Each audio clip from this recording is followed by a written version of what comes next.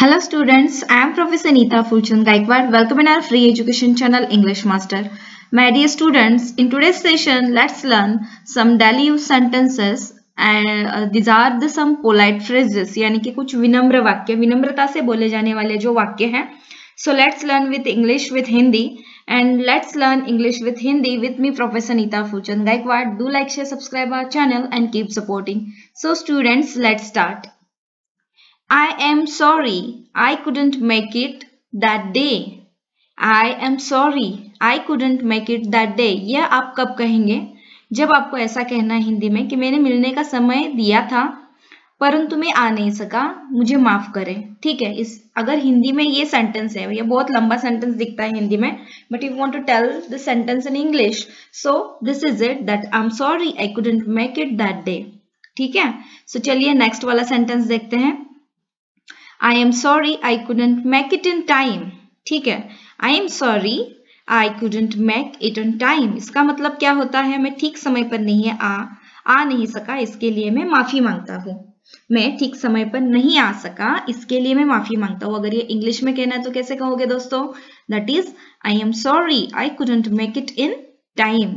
चलिए आगे बढ़ते हैं. I am sorry I got a little late. I am sorry I got a little late.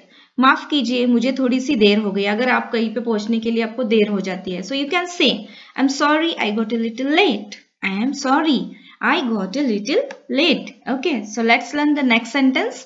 Next phrase, this is please convey my apologies. Please convey my apologies. It means मेरी ओर से माफी मांग लीजिएगा. अगर आप हिंदी में कहते हैं कि मेरी ओर से माफी मांग लीजिएगा तो इंग्लिश में कैसे कहेंगे? Please convey my apologies. Okay, इस तरह से. नेक्स्ट आप कहेंगे ऐसा गलती से हो गया माफ कीजिए. ऐसा गलती से हो गया माफ कीजिए, ये अगर इंग्लिश में बोलना है तो कैसे बोलेंगे?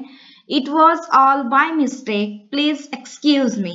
It was all by mistake please excuse me, यानी कि ऐसा गलती से हो गया, कृपया माफ कीजिए. इस तरह से आप बोल सकते हो. I am very sorry. I am very sorry, इसका मतलब होता है मुझे बड़ा दुख है. I am very sorry, मुझे बड़ा दुख है. नेक्स्ट सेंटेंस देखते हैं. That is sorry to have disturbed you. Sorry to have disturbed you. It means माफ करें मैंने आपके काम में बाधा डाली. अगर कोई कुछ काम कर रहा है और आप बीच में ही चले जाते हैं, ठीक है, या फिर आप ऐसा सोचिए कि कोई काम में बिजी है, आपको पता है कि वो उसके वर्किंग आवर्स है और बीच में आप अगर कॉल भी कर देते हैं, so you can say sorry to have disturbed you.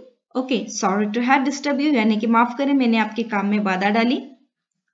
I beg your pardon. I beg your pardon, it means माफ कीजिए. आई एम सॉरी तो हम बोलते ही हैं, लेकिन इसके अलावा और एक ये सेंटेंस है, that is I beg your pardon, यानी कि माफ कीजिए. अलाउ मी टू से. अलाउ मी टू से, यानी कि आपकी आज्ञा से कहना चाहता हूं. अगर आपको कुछ बात कहनी है, if you want to say something, so पहले आप परमिशन लीजिए. This is a courtesy. आप क्या बोल सकते हो? अलाउ मी टू से, कि आपकी आज्ञा से मैं कुछ कहना चाहता हूं. May I have your attention please. May I have your attention please, यानी कि जरा ध्यान दीजिए. अगर आप कहीं पे हो, ठीक है, अगर आपको सबको एक बात चीज बतानी है, अगर आप आपके बिजनेस के प्लेस पे हो या फिर ऑफिस में हो या फिर घर में हो, आप सबको कोई बात बतानी है, सो यू कैन से मे I have your attention please. May I have your attention please, यानी कि जरा ध्यान दीजिए. It's all yours. It's all yours, it means इसे अपनी ही चीज समझे. इट्स ऑल योर्स, यानी कि इसे अपनी ही चीज समझे. Will you please permit me to speak. Will you please permit me to speak, यानी कि जरा मुझे बोलने दे. अगर आपको किसी को कहना है कि जरा मुझे बोलने दीजिए प्लीज, तो आप कैसे कह सकते हो? Will you please permit me to speak? Will you please permit me to speak, यानी कि जरा मुझे बोलने दे. Let me also help you. Let me also help you, यानी कि अपने काम में मेरी मदद ले लीजिए, यानी कि मैं भी आपको मदद कर सकता हूँ. Let me also help you, अपने काम में मेरी मदद ले लीजिए. Will you please move a bit? Will you please move a bit, इसको हिंदी में कैसे कहेंगे? क्या आप थोड़ा सा खिसकेंगे? क्या आप थोड़ा सा खिसकेंगे? इंग्लिश में कैसे कहेंगे? Will you please move a bit, क्या आप थोड़ा सा खिसकेंगे? इस तरह से. Will you please speak slowly, will you please speak slowly यानी कि जरा धीरे बोले या फिर जरा धीरे से बोलिए। अगर किसी को आपको कहना है कि जरा धीरे से बात कीजिए, जरा धीरे से बोलिए, तो आप कैसे कहेंगे इंग्लिश में? Will you please speak slowly. Will you mind speaking a bit softly please, will you mind speaking a bit softly please यानी कि जरा धीमा बोलने की कृपा करें, जरा धीमे से बोलने की कृपा करें। इसके लिए आप क्या कहेंगे? Will you mind speaking a bit softly please, इस तरह से आप बोल सकते हो। Will you please let me sit, will you please let me sit, क्या आप मुझे बैठने देंगे? अगर आपको कहीं पे अगर आप कहीं पे खड़े हो, ठीक है, अगर आपको बैठना है कहीं किसी जगह पर जाकर और वहां पर नेक्स्ट सीट पे कोई बैठा है, तो आप कैसे बोलेंगे? Will you please let me sit, क्या आप मुझे बैठने देंगे? इस तरह से आप पूछ सकते हो। Could you spare a few minutes? Could you spare a few moments for me? Could you spare a few moments for me? यानी कि क्या मैं आपका थोड़ा सा समय ले सकता हूँ? अगर किसी को आपको कहना है कि क्या मैं आपका थोड़ा सा समय ले सकता हूँ या फिर ले सकती हूँ, तो आप कैसे पूछेंगे इंग्लिश में? That is could you spare a few moments for me?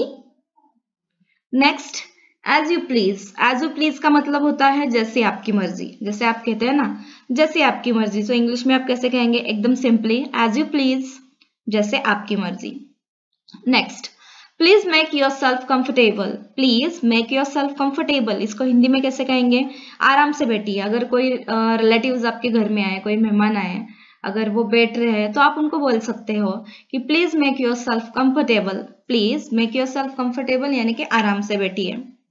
Next, sorry for the inconvenience, sorry for the inconvenience यानी कि कष्ट के लिए क्षमा करें, खेद के लिए क्षमा करें। सॉरी फॉर द इनकन्वीनियंस यानी कि कष्ट के लिए क्षमा करें। दैट्स वेरी और सो काइंड ऑफ यू, आप इस तरह से बोल सकते हो, that is that's very kind of you या फिर that's so kind of you यानी कि आपकी बड़ी कृपा है, इस तरह से। Next, please help your self, please help your self, it means लीजिए, ठीक है। आपको किसी को बोलना है लीजिए, तो आप क्या बोल सकते हो? Please help yourself. Glad to meet you, अगर आप किसी से बहुत दिनों के बाद मिले हो, तो आपको कर्टसी में आप क्या कहेंगे? ग्लैड टू मीट यू यानी कि आपसे मिलकर खुशी हुई। ग्लैड टू मीट यू, आपसे मिलकर खुशी हुई। Next, thanks for your kind और वैल्यूएबल एडवाइस, आप ऐसा कह सकते हो, thanks for your kind advice या फिर thanks for your valuable advice. दोनों का मतलब क्या होता है? आपकी अच्छी सलाह के लिए धन्यवाद, आपकी अच्छी सलाह के लिए धन्यवाद। I will try my level best, I will try my level best यानी कि मैं पूरी कोशिश करूंगा या फिर करूंगी, ठीक है। सो ये गलती से आ गया, just keep it. I will try my level best, I will try my level best, मैं पूरी कोशिश करूंगा या फिर मैं पूरी कोशिश करूंगी। Hope you're enjoying yourself or yourselves. Hope you're enjoying yourself or yourselves. इसका मतलब क्या होता है? आशा है आप मजे में हैं। अगर आपको किसी को बोलना है आशा है आप मजे में हैं, तो you can say in English that is hope you're enjoying yourself और hope you're enjoying yourselves, इस तरह से। So students, I hope in today's session we learned some polite phrases in English with Hindi. So this is the daily sentences session. Channel को like share subscribe जरूर कीजिएगा end of course मुझे बता दीजिएगा कि आपको ये सारे जो पोलाइट फ्रेजेस मैंने हिंदी टू इंग्लिश बताए या फिर English to Hindi, if you want to learn English with Hindi और if you want to learn Hindi with English, so this session is the correct session for you. So चलिए जल्दी मिलते हैं नेक्स्ट लेक्चर में, तब तक के लिए take care of yourself, family, friends, thank you so much and bye bye.